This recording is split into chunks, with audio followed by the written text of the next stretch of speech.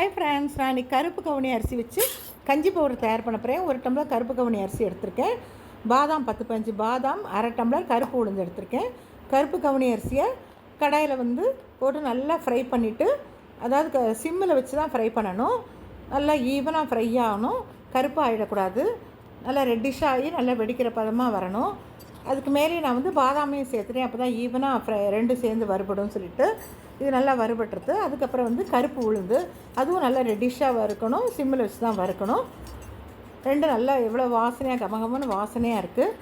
நல்லா வறுத்து எடுத்தாச்சு. இப்போ கொஞ்சம் ஆறின உடனே மிக்சியில் போட்டு பவுடர் பண்ணணும்.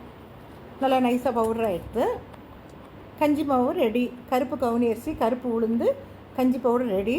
இது நம்ம கஞ்சியாக போட்டு வெல்லம் போட்டு பால் விட்டு சாப்பிட்லாம், இல்லைனா மோர் விட்டு உப்பு போட்டு கரைச்சி அந்த மாதிரியும் சாப்பிட்லாம். Okay, see you.